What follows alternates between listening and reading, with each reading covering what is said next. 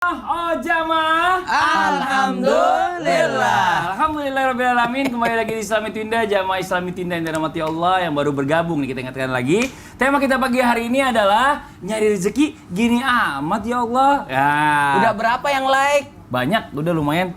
Cuan lumayan, ya kan. Nah buat jamaah Islami Tinda yang ada di rumah boleh juga ya yang mau titip doa. Nanti insya Allah setelah ini ada segmen titip doa di segmen ketiga. Jadi yang mau titip doa apa boleh silakan langsung aja kirimkan ke sosial medianya Islami Tinda. Insya Allah nanti akan didoakan oleh guru-guru kita dan juga oleh seluruh masyarakat Indonesia. Amin amin ya rabbal alamin. Nah sekarang kita lanjut lagi nih Ustadz Maulana yang suka komen, ya kan. Nah sekarang nih ada sebuah video tayangan tentang pria yang ngamuk. Ngamuknya kenapa dia? Dia ngamuk ke kurir yang ngirimin barang karena dia beli yang namanya mystery box di online. Nah, ini dia nih. Ternyata Pria isinya beli mystery box, ngamuk di kurir minta duit. ternyata isinya zong. Endingnya dia diajak ke polsek akhirnya gara-gara minta duitnya dibalikin. Yang namanya kurir itu, Pak, kurir itu cuma nganterin. Yang salah itu yang jualan mystery box-nya. Nah, kita tanya nih sekarang masalah hukum. Karena di sosial media atau mungkin di toko online itu banyak banget sekarang orang yang bilang gini, oke, Anda akan mendapatkan handphone sekian yang harganya 20 sekian juta hanya dengan 50.000. Nah, tapi 50.000 itu bisa dapat bisa enggak. Dia kita beli tiba-tiba datangnya jepitan rambut, saya jadi korban, saya beli juga soalnya. Ya. Tunggu dulu. Aku mau ketawa. Iya, Ustaz Syam nih gimana kalau orang jualan kayak gitu? Barangnya nggak jelas. Boleh nggak tuh Ustaz Syam? Bismillahirrahmanirrahim. Jual beli barang nggak jelas. Serta guru-guru kami yang Allah Subhanahu wa taala. A'udzu billahi minasy syaithanir rajim. Ya ayyuhalladzina amanu la ta'kulu amwalakum bainakum bil batil illa an takuna tijaratan an taradin minkum wa la taqtulu anfusakum innallaha kana bikum rahima. Sadaqallahul azim. Allahumma arhamna bil Quran. Di dalam Al-Quran disebutkan jual beli itu adalah antara minkum, saling ridha antara penjual dan pembeli. Subhanallah, sebelum kita membahas tentang saling ridha ini, ternyata Majelis Ulama Indonesia sudah mengharamkan praktik jual beli mystery box. Subhanallah. Jadi Majelis Ulama Indonesia sudah mengharamkan praktik jual beli mystery box karena ternyata di dalamnya tidak memenuhi syarat jual beli dalam Islam. Apa saja syarat jual beli dalam Islam? Yang pertama, ada dua orang yang berakad. Yang kedua, adanya keridhaan antara penjual dan pembeli. Yang ketiga, ada al-ma'qud alaih, ada barang yang ditransaksikan. Jadi jelas barang yang ditransaksikan tadi, yang dibeli jelas, yang dijual adalah sesuatu yang memang jelas. Jangankan mystery box, ketika ada seorang penjual di masa Nabi SAW, dia mengaku yang dijualnya adalah kurma kering, namun ternyata ketika Nabi memasukkan tangannya ke dalam, maka ada kurma basah di dalamnya. Ini pun sudah dilarang oleh baginda Nabi SAW. Padahal masih sama kurma, subhanallah. Apalagi mystery box, yang mana mystery box ini hanya Allah, malaikat, dan admin yang tahu isinya. Subhanallah. Jadi ketika tidak jelas seperti ini, ada unsur maisirnya yang pertama, unsur judinya. Yang kedua ada unsur ghararnya, unsur tidak jelasnya barang yang diperjualbelikan. Ada yang komen, Ustadz kan sama-sama ridho dua-duanya, yang beli nggak mungkin nggak ridho. Kan ketika dia beli dia udah tahu, bisa jadi dia tidak dapat barang tersebut, bisa jadi dia dapat yang lebih murah. Antara keduanya saling ridho tidak menjadi syarat yang haram menjadi halal. Subhanallah. Misal perzinahan, yang dua-duanya ridho, yang membayar, yang dibayar sama-sama ridho. Apakah perzinahan jadi halal? Tidak halal. Perjudian, yang menang dan yang kalah sudah ridho di awal. Dia udah tahu, saya ikut taruhan nih, bisa jadi menang, bisa jadi kalah. Apakah jadi halal? Tidak jadi halal. Jadi saling ridho di antara keduanya bukan menjadi syarat yang akan menjadikan yang haram menjadi halal. Maka Majelis Ulama Indonesia tetap dalam kapasitasnya mengharamkan yakni praktik jual beli mystery box. Maka subhanallah, bagi teman-teman sekalian Jamaah Islam itu indah yang dimuliakan Allah Subhanahu wa taala, baik yang menjadi pembeli ataupun menjadi penjual mesti tahu syarat-syarat jual beli dalam Islam. Syaratnya seperti tadi, ada 2 orang atau 2 yang bertransaksi, yaitu satu penjualnya, yang kedua adalah pembelinya. Yang kedua di dalamnya terjadi saling ridho tadi, maksudnya saling ridho, udah jelas akadnya, udah ridho sama-sama dengan harganya, maka sudah memenuhi syarat. Tapi yang ketiga ini tidak mesti ataupun harus untuk diingat, yakni barang yang ditransaksikan adalah barang yang jelas. Wallahu taala a'lam. Masya Allah. Sama-sama. Nggak boleh lagi tuh buat Nggak boleh jamaah Islam lagi. itu tidak beli yang namanya mystery box, Iya. karena udah nggak bener itu udah pasti dan diharamkan sekarang ya Iya. dari MUI ya. Betul. Ini Masya Allah luar biasa. Terima kasih banyak Ustaz Syam Sama-sama, atas Sandi. penjelasannya. Nah sekarang kita lanjut lagi dengan permasalahan yang berikutnya. Ada orang yang udah ibadah sholat 5 waktu, berdoa, ya kan, tahajud, duha, semua nggak ada ditinggalin. Tapi rezekinya segitu-segitu aja. Terus gimana kalau sampai dia, ya udah deh, kan semuanya kita serahin sama Allah, dia nunggu aja, udah kita minta lagi, sholat lagi. Ya itu bagaimana Ustaz Itu Maulana? namanya aliran Qadariyah. Kok gitu? Kita kan Ahlussunnah wal Jamaah. Oh, mohon penjelasannya. Baiklah. Silakan. Izin Habib yang tidak pernah berhenti berusaha. Iya, iya, iya. Izin Ustaz Sam yang tidak pernah berhenti Apa tuh? Tidak cari berusaha. supir.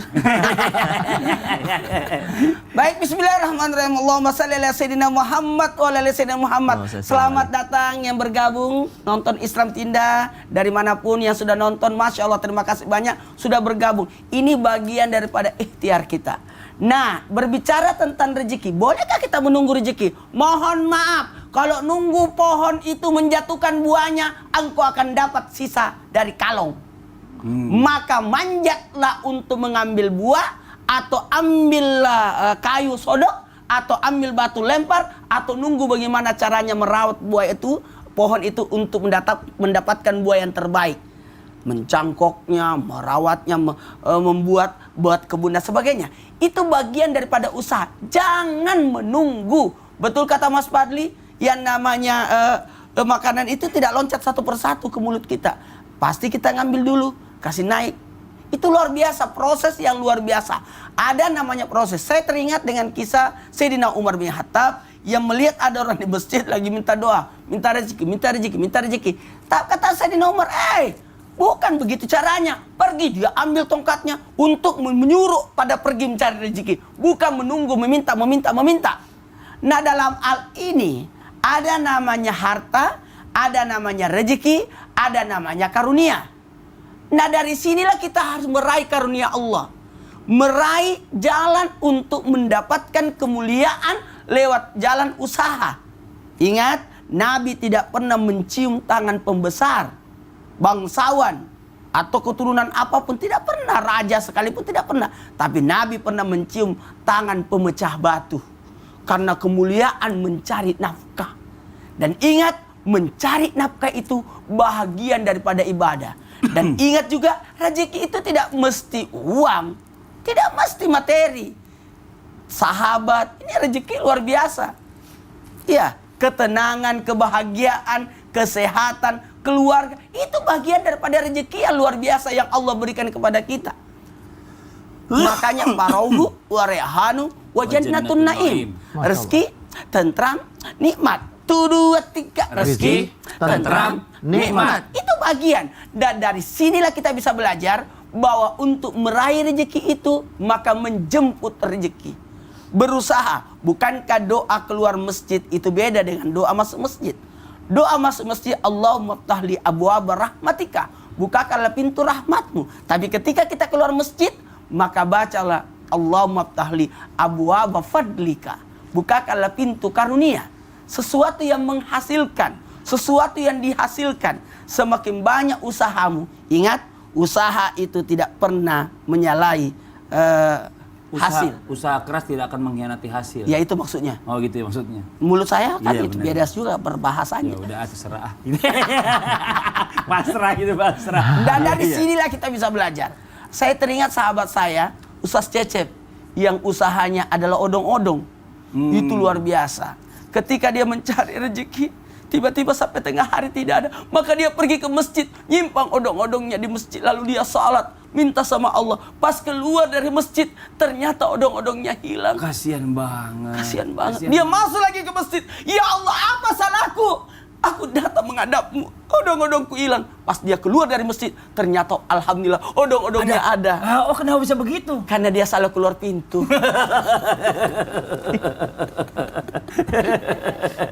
Kita lanjut lagi di Jamaah Islami Tinda yang ada di rumah. Ini Masya Allah tema kita hari ini bagus banget buat sama-sama kita belajar bagaimana caranya mendapatkan rezeki yang halal, yang berkah. Tadi Ustaz bilang tambahan rezeki dari Allah. Tambahan yang banyak, mudah, halal lagi berkah. Masya Allah. Kalau gitu kita lanjut dulu nih. Banyak banget pertanyaan yang masuk juga nih dari Jamaah Islami Tinda ya. Buat guru-guru kita, kalau gitu langsung aja yuk kita masuk ke segmen Tanya Dong Ustadz. Kami semua tanya dong Ustadz. Oke, langsung yang pertama dari Instagram, Mbak Allah. Assalamualaikum Ustadz Habib. Waalaikumsalam Warahmatullahi wabarakatuh. Maaf samarkan nama saya. Udah, alhamdulillah. Saya guru di sekolah Nasrani, sedangkan saya Muslim. Saya menikmati sekali pekerjaan saya. Tapi ada yang mengganjal di hati saya, yaitu karena saya bekerja di tempat non-Muslim. Lalu bagaimana hukumnya jika kita bekerja nyari rezeki di tempat non-Muslim? Nah ini Ustadz Syam nih, bagaimana nih Ustadz Syam? Bicara masalah rezeki, kalau kita kerja di tempat non-Muslim, apakah gajinya halal atau gajinya subhat nih? Baik, bismillahirrahmanirrahim. Tergantung daripada pekerjaannya. Selama pekerjaannya yang pertama bukan daripada memproduksi sesuatu yang diharamkan dalam Islam. Jadi misalnya perusahaannya adalah perusahaan yang konsumsi makanan halal karena dia di Indonesia misalnya. Jadi yang dikonsumsi adalah dia pabrik beras. Cuma kebetulan aja pemiliknya adalah non-Muslim. Maka dia berasnya adalah sesuatu yang halal saja dia kerjakan. Dan pekerjaannya juga adalah sesuatu yang halal. Misal pakaian. Pakaiannya bukan dirancang khusus untuk memamerkan aurat. Subhanallah. Maka selama itu pula juga pekerjaan halal. Dan dia menjadi guru misalnya. Dia guru packagingnya aja sekolah, mohon maaf, sekolah yang non-Muslim. Misalnya notabene-nya adalah anak-anak non-Muslim. Dia guru matematika di dalamnya, atau guru bahasa Inggris, atau guru fisika, atau mungkin guru penjaskes, subhanallah, guru olahraga. Maka dia boleh-boleh saja untuk yakni mencari nafkah daripada jalan tersebut. Apalagi niatnya adalah untuk anak-anak yang juga anak-anak tersebut adalah ciptaan Allah Subhanahu wa taala dan makhluk Allah Subhanahu wa taala. Maka rezekinya halal-halal saja. Jangankan dia bekerja kepada non-Muslim, kita dalam dunia ini kita berinteraksi dengan non-Muslim sebenarnya. Nabi SAW berinteraksi dengan non-Muslim, ahlul kitab pada saat itu di Madinah, saling jual beli, berinteraksi, berbisnis bersama. Maka ini adalah sesuatu yang diperbolehkan di dalam agama kita. Jadi bukan karena Muslim non-Muslimnya, tapi haram atau halalnya. Nah, ada juga pekerjaan bekerja pada tempat non-Muslim yang tidak boleh. Misalnya dia bekerja membuat daripada simbol-simbol daripada agama lain, maka kita tidak boleh termasuk di dalamnya. Atau mungkin dia menjadi seseorang yang mendukung ibadah daripada agama lain, maka dia juga tidak boleh bekerja di dalamnya. Kenapa? Karena kita tetap memegang teguh akidah kita bahwa Allah Maha Esa, agama kita agama Islam, raditu billahi robba. Maka yang seperti ini baru boleh diseleksi. Tapi kalau pekerjaan umum maka silahkan, boleh-boleh saja. Allah Ta'ala. Oke, buat yang bertanya tadi ya, intinya adalah boleh. Ini Masya Allah. Sekarang kita lanjut lagi ke pertanyaan yang berikutnya dari Instagram Trian_Alzain. Ya, Assalamualaikum Ustadz. Waalaikumsalam warahmatullahi wabarakatuh. Apakah benar nih usaha kita tidak bisa mengalahkan takdir? Karena banyak orang yang sudah berusaha tetap kalah dengan yang punya privilege. Wah, ini bagaimana nih Habib Maksudnya Usman privilege nih? Ini apa nih? Yang punya ya kekuasaan lah, atau mungkin juga punya jalur khusus, koneksi lah gitu ya. Ini mau izin bagaimana nih? Apakah benar usaha ini bisa mengalahkan takdir? Ustaz Habib, silakan Habib. Tausiahnya Habib. Afwan, Fadhal Habib. Ustaz Maulana, Ustaz Syam. Bismillahirrahmanirrahim. Allahumma sholli ala sayyidina Muhammad wa ala ali sayyidina Muhammad. Apakah usaha bisa mengalahkan takdirnya Allah Subhanahu wa taala? Atau juga apakah orang yang sudah punya privilege nih, dia udah pasti aja lah, saya mau usaha kayak gimana juga akan bisa. Intinya adalah segala sesuatu yang ada di muka bumi ini sudah ditentukan oleh Allah Subhanahu wa taala. Khairihi wa sarihi minallahi taala. Baik dan buruknya sudah ada ketetapan dari Allah Subhanahu wa taala. Orang yang beriman kepada Allah Subhanahu wa taala mempercayai rukun iman yang keenam, qada dan qadarnya Allah. Baik dan buruknya semua dari Allah Subhanahu wa taala. Tapi ditanya, saya ini udah berusaha, sudah melakukan yang terbaik, usaha saya bagus ya kan, apakah usaha ini bisa merubah takdir? Takdir itu bisa dirubah dengan 3 hal. Yang pertama, dengan doa. Ketika seorang berdoa meminta kepada Allah Subhanahu wa taala, akan merubah takdirnya. Ada seseorang yang dimana dia ikhtiar, dia berusaha, maka akan merubah takdirnya. Dengan bersilaturahmi, dengan bersedekah. Silaturahmi adalah bentuk daripada ikhtiar. untuk mencari rezeki. Bagaimana tadi jelaskan Mas Fadli, ya kan ikhtiar sama salah satu guru dapat apa namanya? Dapat job. Ya kan alhamdulillah. Alhamdulillah. Bentuk ikhtiar. Ustadz Maulana dapat job juga dari Mas Fadli. Mas Fadli juga dapat job juga dari Ustadz Maulana misalkan. Iya, Masya Allah. Misalkan walaupun jobnya 100 juta kan alhamdulillah. Oh ya Allah, Raf. Lumayan banget ya. Alhamdulillah lagi. Tapi kok dia tahu ya? Nah, intinya adalah apa? Adalah bentuk silaturahmi ini mendatangkan sebuah rizki dari Allah Subhanahu wa taala.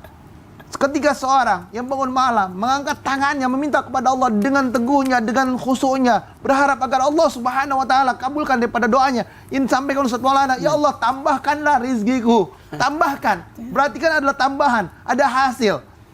Ya kan? Bukan yang sudah ditetapkan, tetapi adalah tambahan yang baru. Kalau yang sudah ditetapkan habis, mati dia. Benar. Ya kan? Tapi ketika dia meminta tambahan, maka inilah hamba yang pintar. Minta Allah tambahkan rezekinya, Allah tingkatkan rezekinya, Allah tingkatkan kemampuannya, Allah tingkatkan daripada akal dan pikirannya untuk bagaimana caranya mencari rezeki tersebut. Ketika dia kedudukannya sebagai seorang berpangkat atau kedudukan B, ya kan, dia pengen naik tingkat lagi atau kedudukannya Z pengen naik tingkat lagi menjadi E, D, ya kan, C, B dan lain sebagainya, kan tingkatan. Iya, iya. Ya kan? Tadinya dia cuman balok pengen jadi melati pengen jadi bintang. Ada tingkatan-tingkatan seperti itu. Yang dimana dia berharap, yang tadi cuma jadi anak buah, ya kan? Berharap pengen jadi bos. Dia doa sama Allah, dia minta sama Allah. Ternyata dia mempunyai kemampuan sama seperti bos ya. Saya juga bisa nih bekerja, tinggal cari modal doang. Akhirnya apa? Dia berpikir bagaimana cara dapat modal, dia sama seperti bosnya. Dan bahkan dia bisa memiliki tempat tersebut. Ya kan? Atau dia bisa memiliki tempat yang lebih besar lagi, lebih megah lagi. Karena apa? Karena dia berjuang dengan kemampuan yang dimilikinya. Ketika ditanya apakah doa bisa merubah takdir? Iya, doa bisa merubah takdir. Dan bahkan rizki bisa ditambahkan oleh Allah Subhanahu wa taala dengan bersedekah. Sedekah bisa menambahkan rizkinya. Sedekah bisa merubah daripada takdirnya. Tadi kan dijelaskan ada 3 hal yang bisa merubah daripada takdirnya Allah Subhanahu wa taala. Yang pertama adalah doa, yang kedua adalah silaturahmi, ikhtiar dan berusaha. Yang ketiga adalah sedekah. Sedekah tadfaul bala, mencegah bala, wabah, musibah. Sedekah bisa Allah tambahkan 10 kali lipat, bahkan bisa sampai 700 kali lipat diganti sama Allah. Kemampuannya cuma berapa? Saya cuma punya duitnya cuma 100.000 doang. Kalau dikasih sumbangin 50.000 berarti 50% hartanya dikeluarin. Ya benar sih. Berarti itu yang paling besar. Kalau kayak misalkan Ustadz Maulana kekayaannya kurang lebih 2 miliar, 3 miliar. Misalkan, ya kan? Atau 5 miliar kekayaannya. Ketika Ustadz Maulana menyumbang cuma 500.000, kecil itu. Nggak ada nilainya main tadi. Setengahnya. Betul. Ya kan? Misalkan saya punya kekayaan 100 juta misalkan.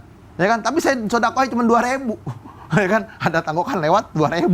Ya kan? Ini berapa persen? Cuman 0,1%, 0,2%. Tetapi ke orang yang punya duit cuma 500.000, dia sumbangin 100.000, berarti 20% sudah dia keluarkan. Ini yang besar. Masya Allah, ternyata Ustadz Maulana mah Habib Usman banyak duit Ustadz Maulana.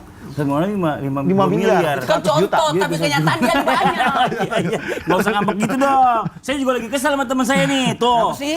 Dia beli motor baru. Kemarin baru aja beli mobil baru. Ini orang gimana sih? Apa saya harus kerja lebih keras lagi? Ini saya udah pulangnya agak malaman. Tidak boleh apa seperti saya nggak pulang itu. nih? Kerja terus. Saingan-saingan rezeki lagi. Tidak boleh. Ya Allah. Ini lihat. Ya. Kenapa jadi ketawa sih? Ini kita harus berjuang nih jamaah ya. Apa tuh? Persoalan saingan-saingan rezeki itu pokoknya boleh nggak orang bersaing dengan rezeki? Boleh nggak? Boleh nggak? Kita akan bahas setelah yang satu ini. Ada cara untuk saing-saingan masalah rezeki. Masya Allah. Jamaah, Alhamdulillah. Kemana? Kenapa nggak ikut? Kita kan saingan.